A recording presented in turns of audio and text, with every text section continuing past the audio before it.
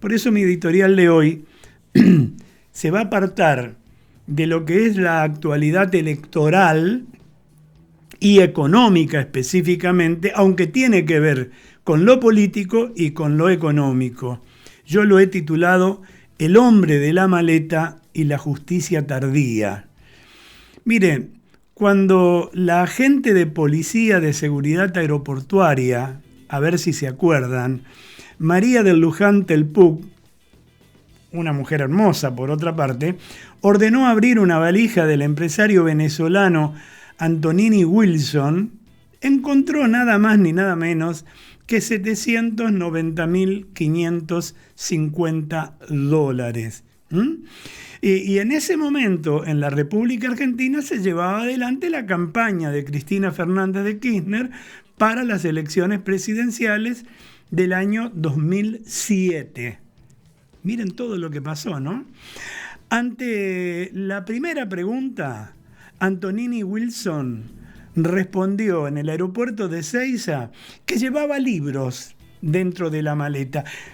Les quiero contar que venía en un vuelo presidencial, así se llamaba, y por lo tanto los vuelos diplomáticos o de funcionarios generalmente pasan pero no se revisan, pasan como de largo, como que tienen lo que ustedes habrán escuchado en alguna oportunidad como valija diplomática. Bueno, la realidad es que allí la Cristina Telpuc insistió, incluso cuando el venezolano le dijo llevo libros, y aseguró además que ante la insistencia de ella, bueno, yo transporto papeles o papelitos. Y en ese momento la agente de la PSA, que es la Policía Aeroportuaria, de Seguridad Aeroportuaria, esa es su sigla, decidió abrir la valija a pesar de eso. ¿Y qué descubrió? Descubrió el dinero. Y entonces le pregunta, no toca, mira, ¿cuánto dinero lleva? Esa era una pregunta casi obligada, ¿no? Y este respondió, y unos $60.000. Mentiroso el muchacho, ¿no? Eso habría respondido el venezolano. ¿Por qué traigo esto a cuenta? Ustedes miran, pero esto pasó allá. Sí, pasó allá y nunca se aclaró. Y no es un tema menor. Miren, en 6 días, no más que en 6 días, más precisamente el día 4 de agosto, se van a cumplir 16 años del vuelo que desató uno de los mayores escándalos hemisféricos de este siglo. Tenés que recordarlo. Y vos, que a lo mejor eras muy pibe y que ahora opinás y que a lo mejor hacés la B y que aplaudís, es importante que sepas esto. Insisto, fue el mayor escándalo hemisférico del siglo. Hablamos del caso Antonini, conocido como el Maleta Gay en Venezuela, y el Suitcase Scandal en los Estados Unidos, porque esto tuvo una repercusión además a nivel mundial. Comenzó como un incidente aduanero, pero terminó exponiendo cómo funcionó la diplomacia paralela que había durante el kirchnerismo al urdir negocios con Venezuela y cómo el régimen de Hugo Chávez montó una petrodiplomacia a escala global.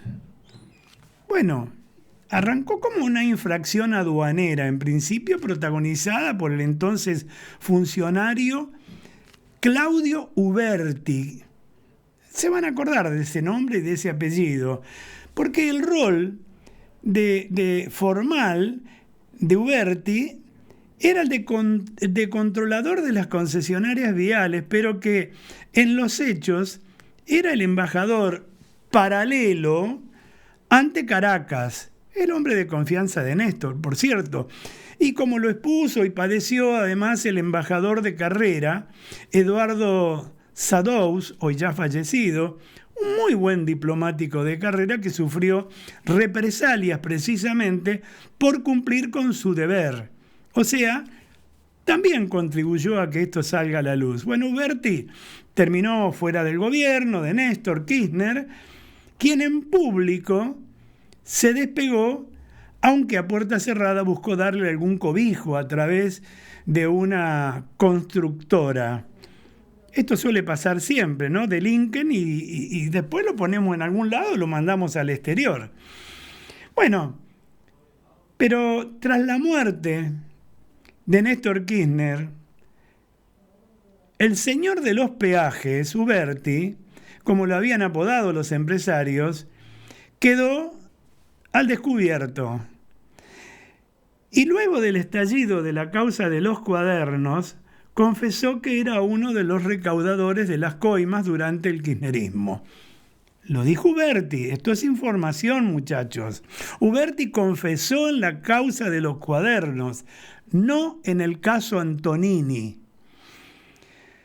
Y por eso debió sentarse en el banquillo de los acusados, en el juicio oral que se tramita recién desde marzo de este año en el Fuero Penal Económico, junto a su entonces jefe del Ministerio de Planificación Federal, el que se autodefine como juez, como político, preso político, y yo digo que es un político preso, que es muy distinto, ¿no? Me refiero a Julio De Vido, y el entonces también titular de la Dirección General de Aduanas, ¿se acuerdan? Ricardo Echegaray, entre otros más que estaban involucrados en esta historia.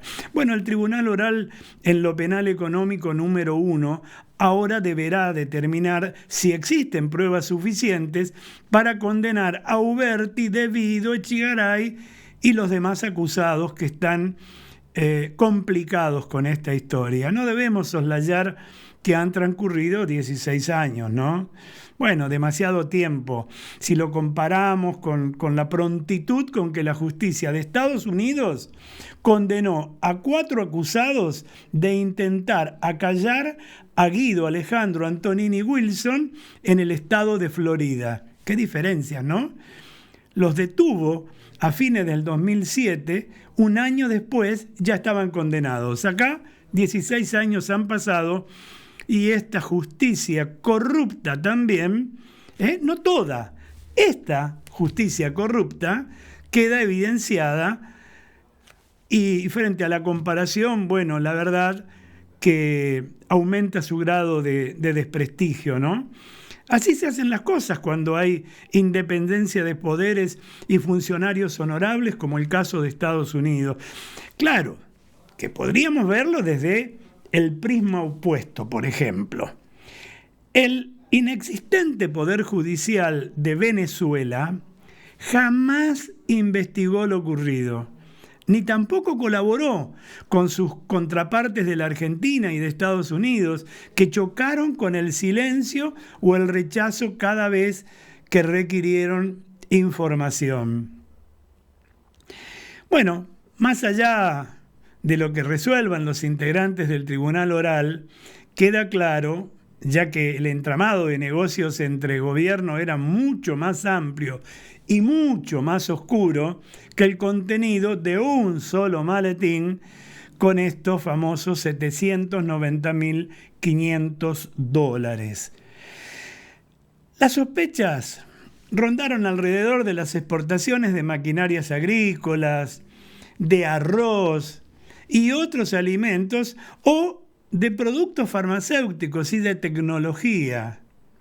Así es como, por solo dar un ejemplo, el juez Marcelo Aguinsky procesó al clan Levy por sus negocios y presuntos negociados con el régimen bolivariano. Al margen del juicio oral, quedaron otros protagonistas de la diplomacia paralela, entre comillas, como José María Vasco Olazagasti, el eslabón clave de los negocios argentinos en Venezuela y también en Ecuador. Este es en el gobierno nacional y popular de Néstor. Y que por esas vueltas de la vida compartió aviones a Caracas con De Vido y el clan Levy, entre 3 y 6 veces, según expuso la unidad antilavado local, la UIF. Sospechosas coincidencias, ¿verdad? Demasiadas coincidencias. Así, aunque celebramos la tramitación del juicio oral, también debemos remarcar que lo ocurrido refleja cómo se mueve de alguna manera y actúa el Poder Judicial, muchas veces cuando lidia con un expediente sensible. Se lo tiran uno con otros, porque quema, hasta que cae en el amigo. Pasó por las manos de varios jueces, registró idas y venidas, apelaciones de todo tipo, demoras injustificables que hubieran terminado con el cierre del expediente, de no ser por la destacable labor de la fiscal María Luz Riva Diez y todo su equipo. Hay que resaltarlo también, porque no toda la justicia es corrupta. Porque miren, por suerte también existen honestos en la justicia. Reconocer el esfuerzo, la dedicación, la templanza, el riesgo y la dignidad de hombres y mujeres como el fallecido embajador Sadowski y la fiscal Rivas Diez, que acabo de mencionar, ahora ya retirada, por cierto, no nos impide remarcar las graves falencias que exhibe el Poder Judicial argentino cuando debe investigar. Han pasado, amigos, 16 años desde que aterrizó el vuelo de la presidencia argentina, entre comillas, 16 años de impunidad absoluta. Miren, a veces esto es lo que quieren amordazar los políticos corruptos, cuando hablan de reflotar la ley de medios, o como el caso reciente que comentamos ayer del gobernador riojano Ricardo Quintela, que quiere blindar su provincia, encerrarla de toda información, sobre todo de la prensa independiente y los medios que ellos, los corruptos, llaman hegemónicos, por desenmascarar, precisamente a quienes delinquen, a quienes están demostrando, no solamente con este hecho, sino con tantos que podríamos enumerar, un alto grado de corrupción. Corrupción es pobreza, a su vez. Casi $800.000 en una valija para una campaña electoral. Digo, ¿tendrá algo que decir Cristina, La Cámpora, Alberto Fernández, que en su momento habló de este tema, pero no precisamente a favor?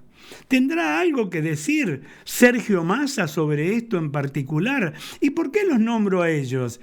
Porque esto sucedió en el seno de lo que significa el kirchnerismo.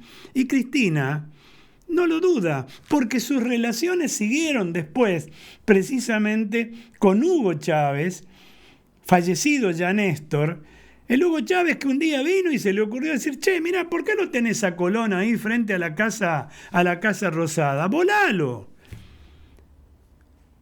Bueno, ideología acá, ideología allá, todo muy bien.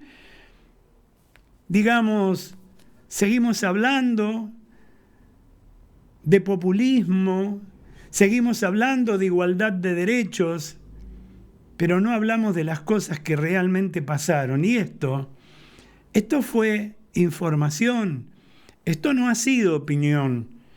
Y espero que ustedes sí saquen sus propias conclusiones, que sigan este juicio que está tapado y seguirá tapado por un montón de información, porque precisamente a los corruptos, y menos en tiempos electorales, les conviene reflotar.